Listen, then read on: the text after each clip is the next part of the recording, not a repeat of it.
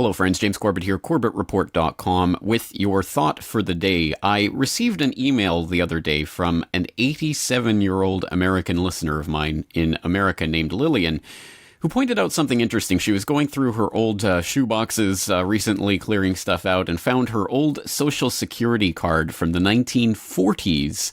And she pointed out that on that Social Security card, there's an interesting thing written at the bottom, specifically said not for identity purposes. So this is the Social Security card that I'm sure most American citizens will be familiar with. This is from SSA.gov, and this is the standard type of card that's issued these days. And of course, it's got all the Social Security information on the back. It's got the number and name and U.S. citizen or whatever written on the front. But I thought about that, and I went and I looked up, and you can find various examples of the old Social Security card numbers online. And here's one that was actually Elvis Presley's from the 1950s. And sure enough, for Social Security purposes, not for identification, clearly written at the bottom.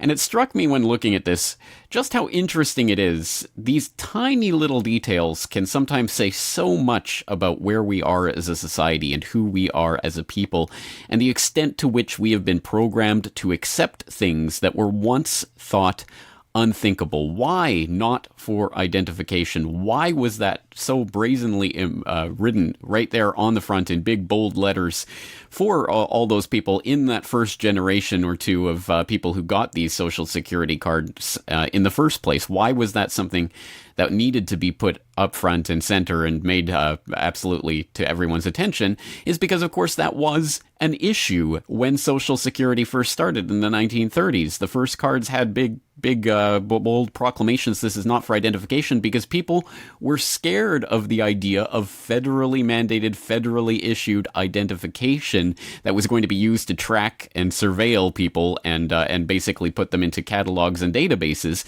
That everyone at the time knew that was a sign of tyranny. That was something that Americans did not want in the land of the free and the home of the brave.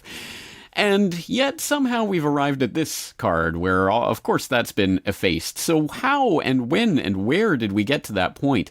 Well, as I'm sure I don't need to elaborate too much for most of the people who do follow the alternative media, of course, we have been on this course of eroding the sense of privacy and privacy protection for decades, if not half a century or more at this point. And of course, it culminates in things like the Real ID Act. I'm sure that most of the old-timers here, by which I mean people who have been in this for at least a few years, who will probably be able to remember back to Aaron Russo's 2006 documentary, Freedom to Fascism, where one of the major points that he was making was the Real ID Act was coming. The Real ID Act was going to create a federally standardized identification that was going to look like your local state driver's license, but it was actually going to be federally run and federally issued, or at least federally standardized. And that was a big issue in Freedom to Fascism, and a lot of people were talking about that issue at the time.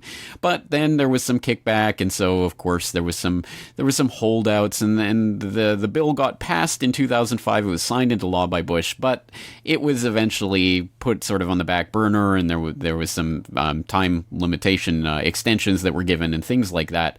So it basically faded away as a political issue. But guess what? While you were sleeping, in case you didn't know, back in December of 2013, Department of Homeland Security said, hey, guess what, guys? We're going to start enforcing that Real ID thing that we talked about years and years and years ago that you've all forgotten about. And as of January last year, 2014, they started actually implementing it. And you can go to dhs.gov and you can read about the Real ID and how it's been standardized and what states issue it and what states still have extensions that are about to run out. And all of that, again, this has all been going on while you were sleeping. The federally standardized driver's licenses, which of course are not just federally standardized at this point. It's an intergovernmental cooperation in a worldwide implementation for worldwide, globally standardized IDs that's been going on for a very long time now. I posted a guest post up by Nathan Allenby back in 2010 on CorbettReport.com, going into great detail about the various ways that this has been implemented and standardized behind the scenes by intergovernmental agencies like the ICAO, which have a standardized format for issuing this type of ID. Tons and tons of information in this article, and there's an interview with Nathan Allenby linked up there in that article. Of course, all of this will be in the show notes, so please do check out these links for more information. But there you go. It's a globally standardized ID that is gradually being implemented everywhere in the world, and people still don't even know about their federally issued IDs.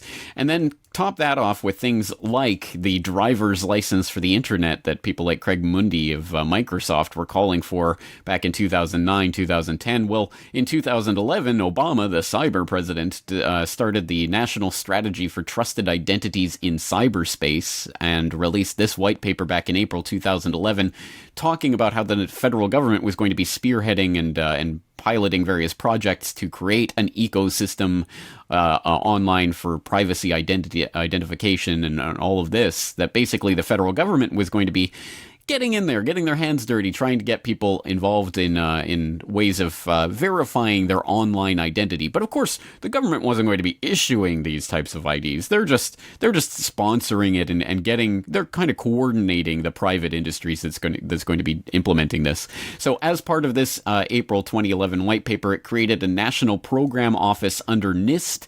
Yes, the same NIST that created World Trade Center buildings 1, 2, and 7 whitewashes, that same NIST, is now coordinating the National Strategy for Trusted Identities in Cyberspace, creating this ecosystem, the identity ecosystem, and paying millions upon millions of dollars in pilot projects to various companies to start creating cyber IDs that eventually are going to be your way of getting onto the internet. It is coming. An ID for the internet is coming, and it is being spearheaded right now by things like this National Program Office. Again, link in the show notes.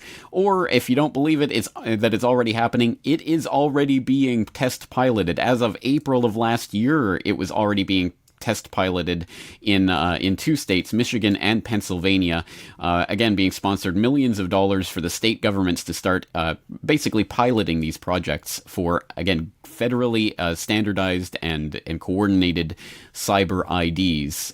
So this is already happening.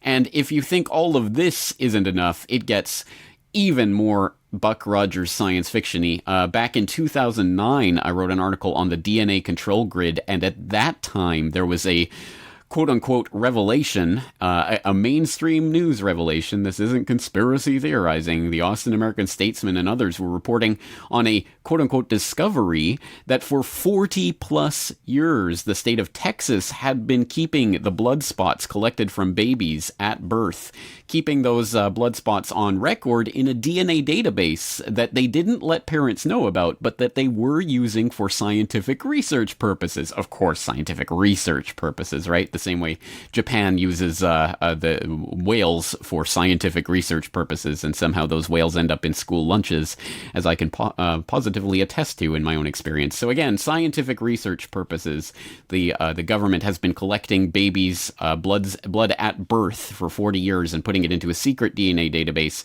that is controlled by the Pentagon as it comes out. And it's not just in Texas, for those who think so. It's in the United States, it's in the UK, it's in Canada, it's in Australia.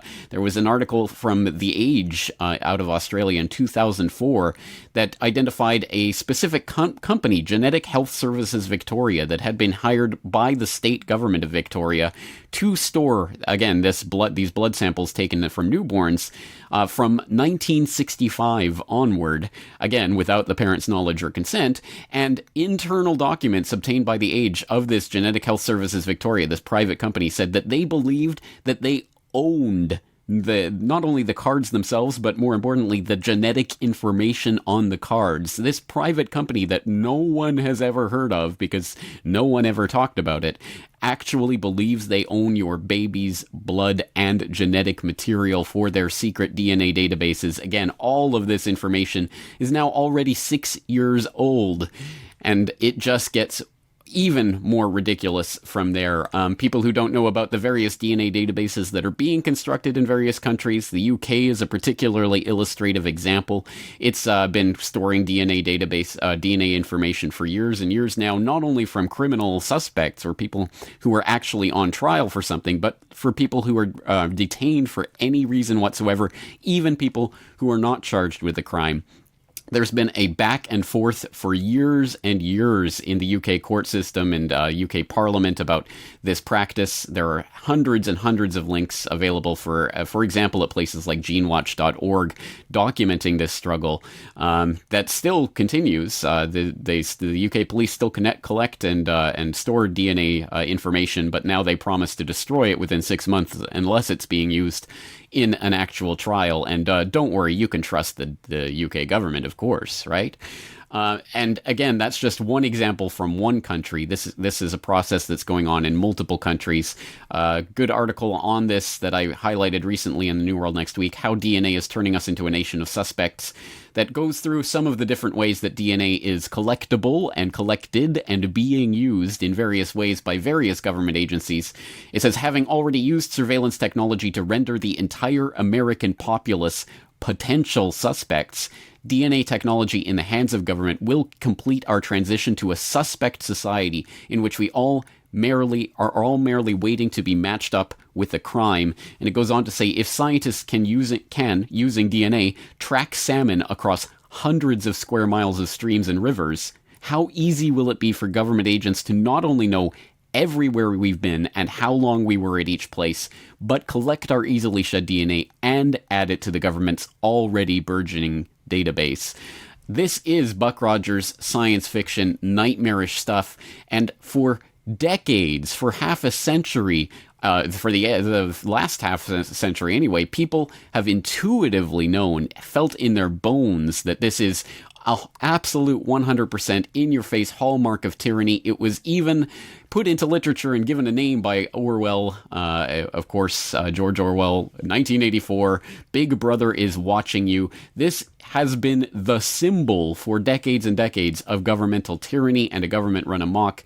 When these types of, these invasions of our basic privacies by government start to become widespread, people have known that is nightmare surveillance society stuff. And yet now when you Google image something like Big Brother, you're as equally likely to get, of course, the CBS hit television show and pictures of scantily clad men and women, because again, everything is programming and they are trying to distract you from real issues that our grandparents knew and had to be reassured that this was not happening. We're not using this for any sort of federal identification. We're not tracking you. We're not surveilling you. We're not databasing you. Honest, you can trust us. Just accept this little number in your life and everything will be better.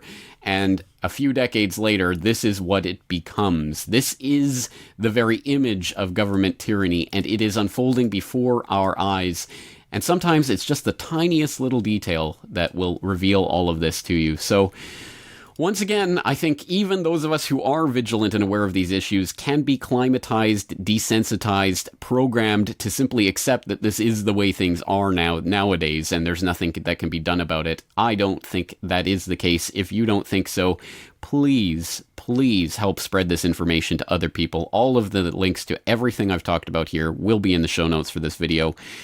Thank you for watching, and thank you as always to everyone who sends in tips and ideas like that. I'm James Corbett of CorbettReport.com. Looking forward to talking to you again real soon.